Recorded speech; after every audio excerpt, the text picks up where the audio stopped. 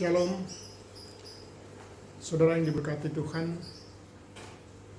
Hari ini Rise and Shine Ministry boleh diberikan kesempatan untuk melayani bagi saudara-saudara yang sedang berada di lembaga pemasyarakatan maupun rutan, dimanapun saudara berada. Bahkan bagi saudara-saudara kita yang ada di luar dalam situasi kondisi saat ini.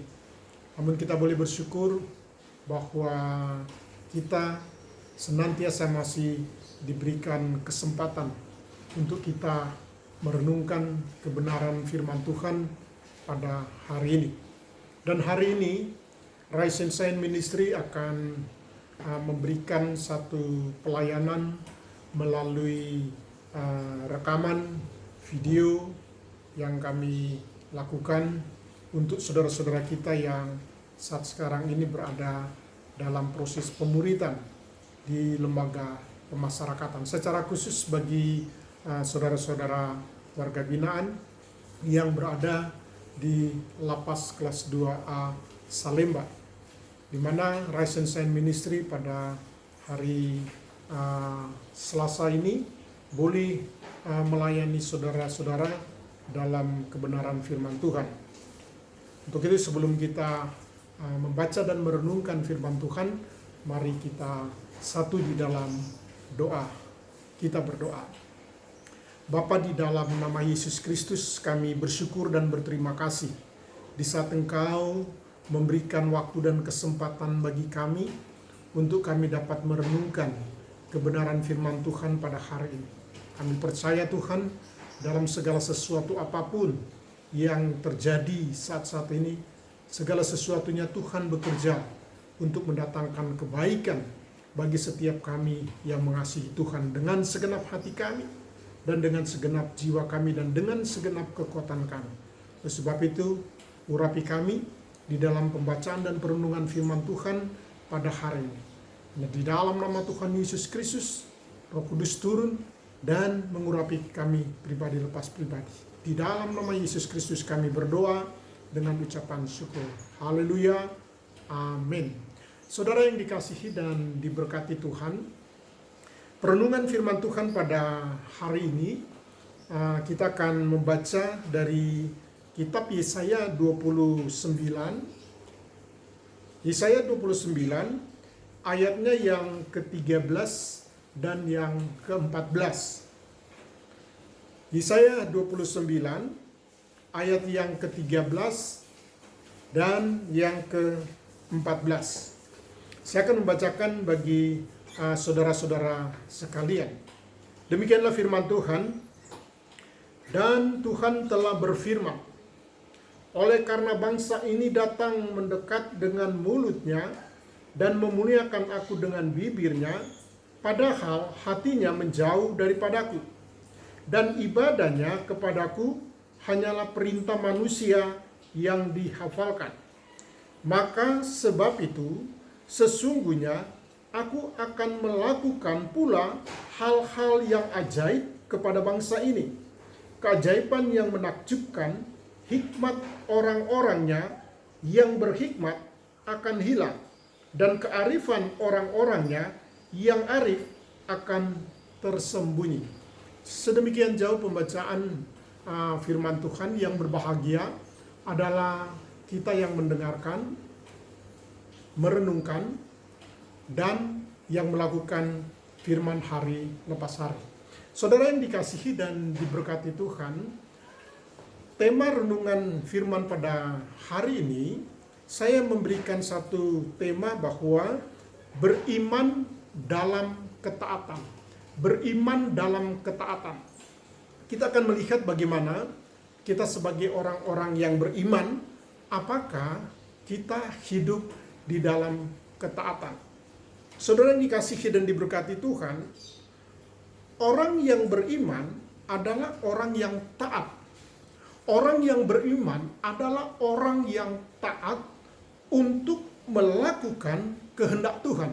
Sekali lagi saya mau katakan, orang yang beriman adalah orang yang taat untuk melakukan kehendak Tuhan. Apa saja risikonya yang karena dia harus melakukan kehendak Tuhan, ya, yang memerintahkan kepadanya bahwa segala sesuatunya dia tetap taat. Dan dia lakukan itu, apapun risikonya. Nah, banyak orang percaya hanya menuntut agar Tuhan segera menjawab doanya. Banyak orang percaya hanya menuntut agar doanya Tuhan segera jawab, atau doanya yang dinaikkan itu, permohonan yang dinaikkan itu agar Tuhan segera menjawabnya. Misalnya, di saat dia sakit, dia berharap bahwa Tuhan segera menjawab doanya agar kesembuhan itu terjadi.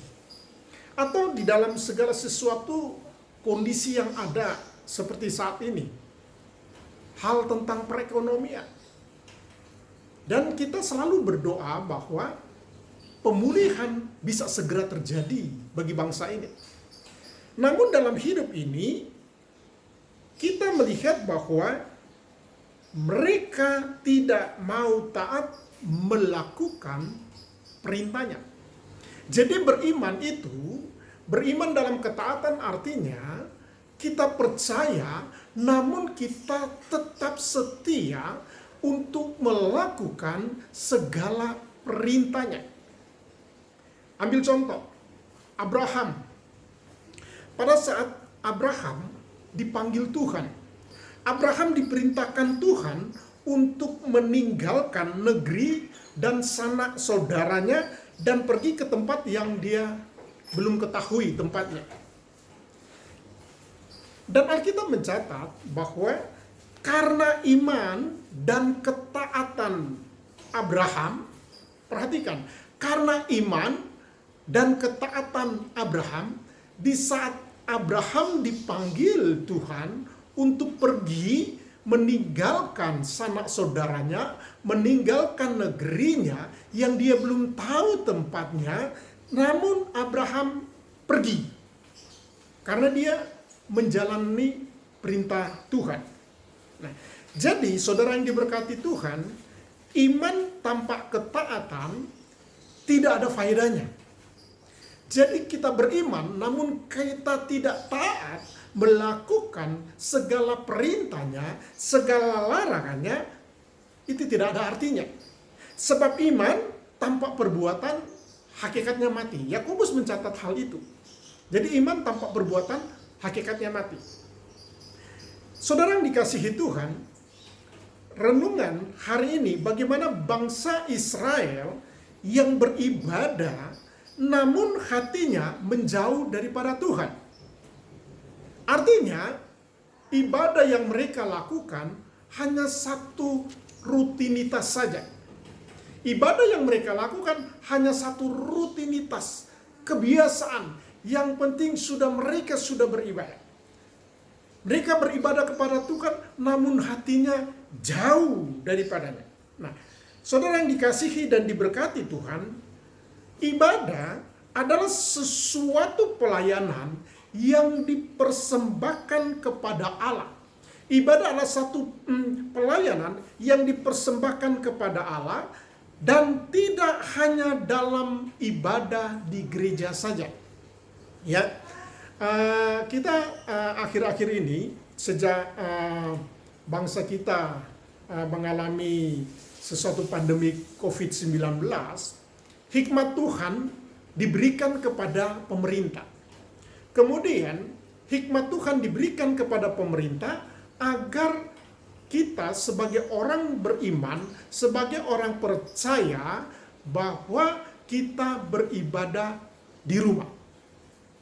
Nah, waktu kita lakukan, kita memiliki iman, kita beribadah di rumah, kita taat untuk melakukan hal itu, dan itulah yang dikatakan beriman dalam ketaatan. Kita lakukan perintah Tuhan melalui pemerintah.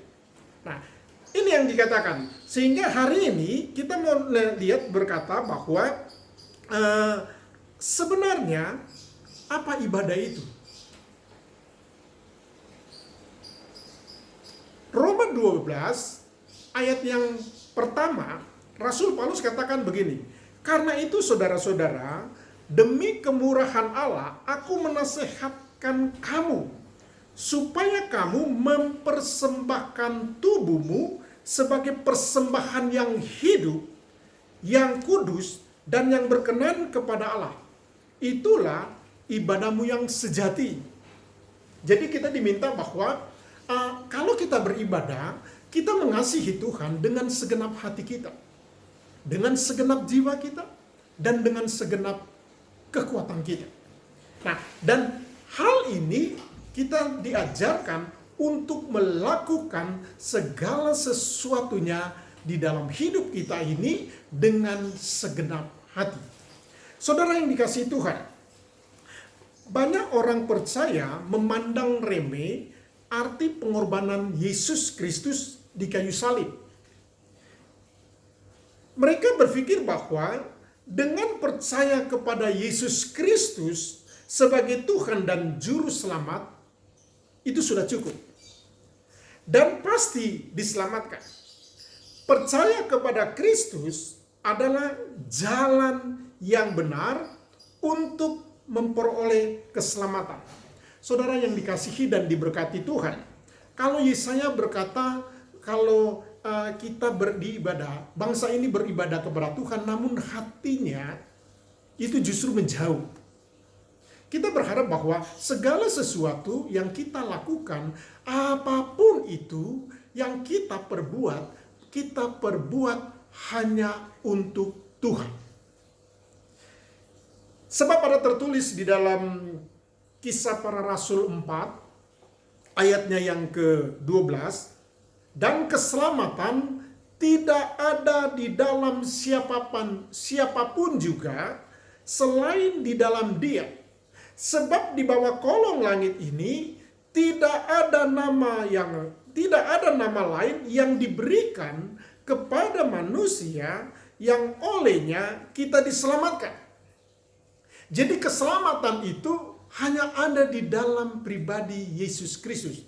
Jadi kalau kita beribadah, kita benar-benar beribadah dengan segenap hati, dengan segenap jiwa, dan dengan segenap kekuatan kita. Dan itulah ibadah kita yang sejati. Saudara yang dikasihi dan diberkati Tuhan, kalau Kisah Para Rasul 4 ayat 12 ini, bahwa di bawah kolong langit ini tidak ada nama lain selain nama itu diberikan kepada Yesus Kristus sebagai Tuhan dan Juru Selamat.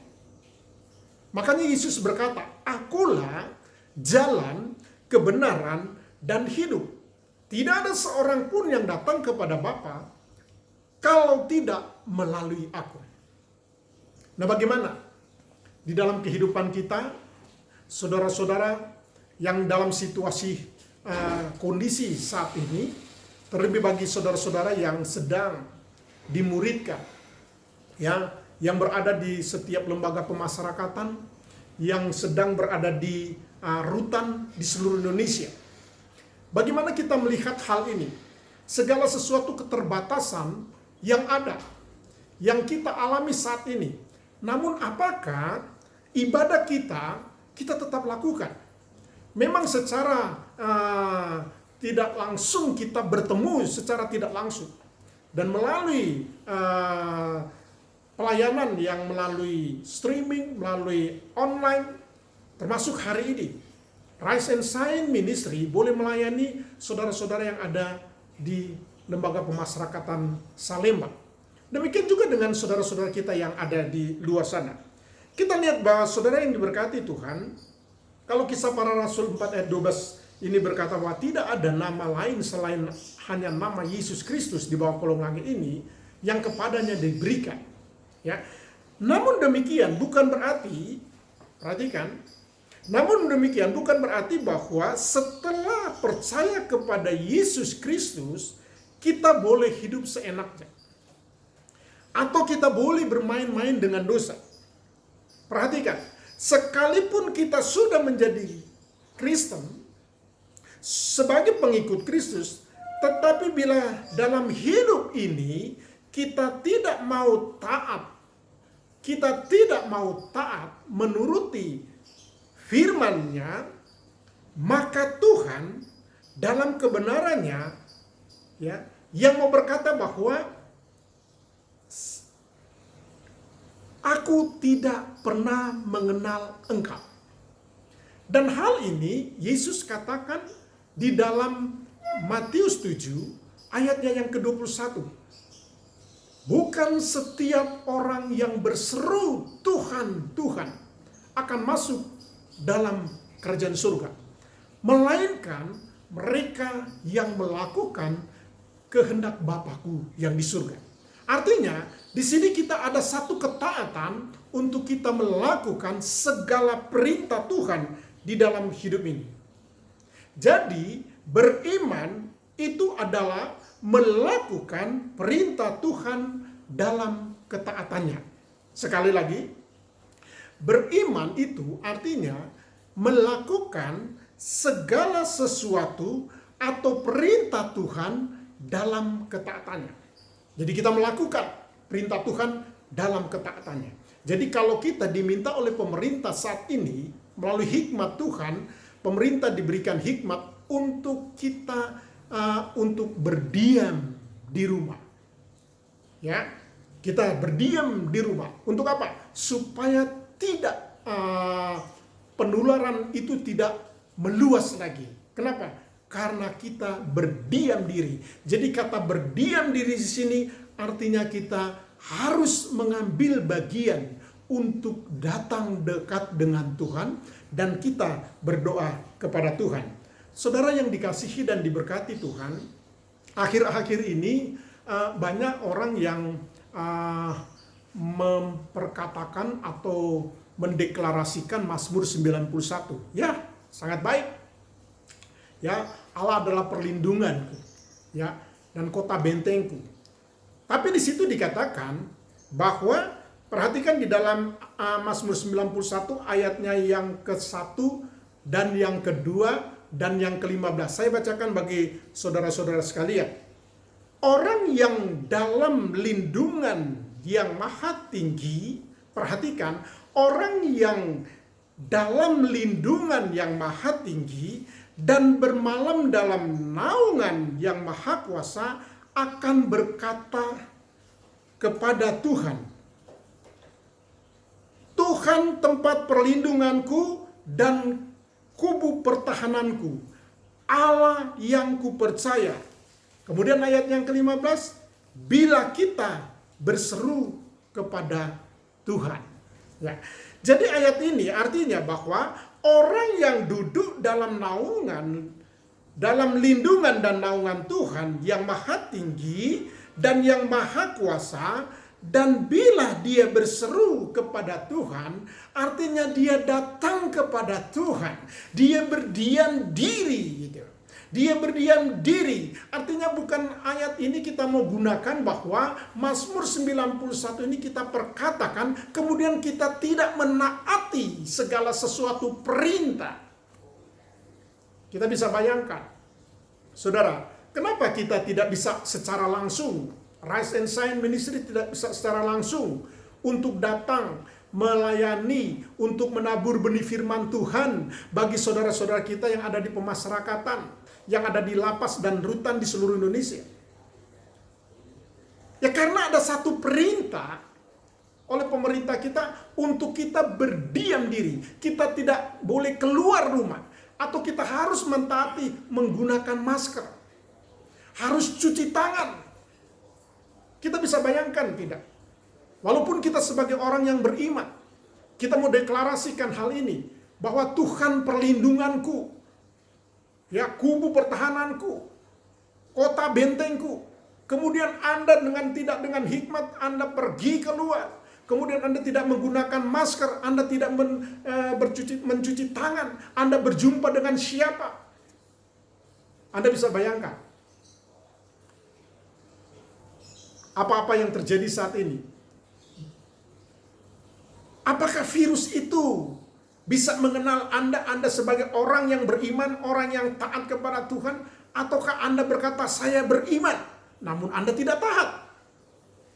Apakah Anda tidak akan terkapar itu? Nah, disinilah yang dikatakan bahwa beriman dalam ketaatan.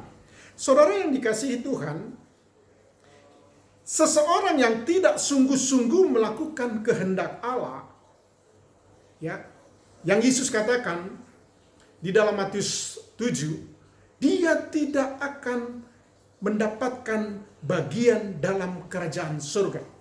Yang Allah inginkan adalah orang-orang yang punya hati. Orang yang punya hati sebagai hamba yang mau taat. Yang mau taat melakukan perintah dan kehendaknya dalam hidupnya ini. Karena itu, kita diselamatkan oleh iman di dalam Yesus Kristus yang sudah mati atas dosa-dosa kita dan yang telah bangkit dari antara orang mati dan yang telah naik ke surga dan yang akan datang kedua kali. Nah, untuk apa Yesus datang kedua kali? Untuk menghakimi setiap orang yang hidup dan yang mati. Saudara yang dikasihi Tuhan, hari-hari ini, hari-hari terakhir ini, kita melihat betapa situasi yang tidak bisa diprediksi. Namun sebagai anak-anak Tuhan yang sedang merenungkan hal yang kejadian di dalam bangsa dan negara kita, yang Tuhan cuma mintakan bagi saudara dan saya, jika saudara dan saya beriman, kita harus hidup di dalam ketaatan. Sehingga di dalam ketaatan itu ada satu perintah yang harus saudara dan saya lakukan. Saudara dan saya kerjakan. Kita mengambil bagian di dalam tugas kita masing-masing. Pemerintah melakukan segala sesuatunya dengan upaya semaksimal mungkin untuk melakukan agar segala sesuatu yang terjadi saat ini, yaitu pandemi COVID-19, segera berakhir. Namun kita bisa bayangkan jika kita sebagai masyarakat, bangsa dan negara ini tidak taat atas perintah pemerintah, kita bisa bayangkan betapa banyak satu yang akan kejadian kematian demi kematian. Dan saudara yang diberkati Tuhan, sangat ironis sekali dengan saat sekarang ini. Jika seseorang mati karena COVID-19, itu tidak ada yang hadir. Siapapun dia, tidak ada yang hadir. Bahkan ada satu prosedur, dia harus segera dimakamkan. Siapapun dia. Orang kaya, orang miskin, pejabat, rakyat jelata, itu sama saja. Semua lakukan. Nah, kita renungkan hari ini. Bagaimana dalam setiap kehidupan kita, untuk kita menyikapi segala sesuatu yang sedang terjadi bagi bangsa dan negara kita. Tuhan inginkan di dalam hidup ini, bagaimana saudara dan saya untuk melakukan. Kita datang kepada Tuhan, kita dekat dengan Tuhan, kita berdoa kepada Tuhan, kita mohon pengampunan daripada Tuhan. Sehingga segala sesuatu yang terjadi hari-hari ini, kita berdoa agar segera selesai, agar segera pulih kembali, sehingga semua aktivitas bagi kehidupan umat manusia di bawah kolong langit ini dapat berjalan secara normal dalam hidup ini.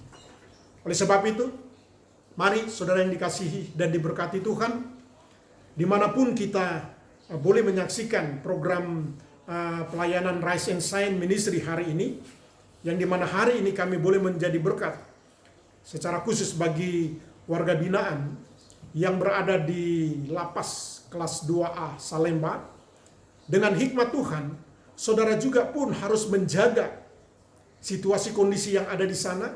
Saudara harus menjaga, Anda harus menggunakan masker dengan kehidupan yang ada. Begitu banyak warga binaan yang ada di sekeliling saudara. Dan saudara harus waspada dalam hidup ini. Dan berhikmat agar di saat engkau beriman, engkau juga pun harus hidup di dalam ketaatan. Ya, kita boleh terhindar dari segala sesuatu yang saat ini menjadi persoalan bagi bangsa dan negara, bahkan dunia internasional. Mari beriman dalam ketaatan, lakukanlah bagian saudara, pemerintah melakukan bagian pemerintah, dan segala sesuatu. Dan kita berdoa juga secara khusus bagi para dokter, tim medis, relawan yang berjuang terus agar segala sesuatunya ini pulih kembali di dalam hidup ini. Kiranya damai sejahtera Kristus memberkati saudara di dalam masa-masa yang sulit saat ini. Tuhan Yesus berkati. Haleluya. Amin. Shalom. Tuhan berkati.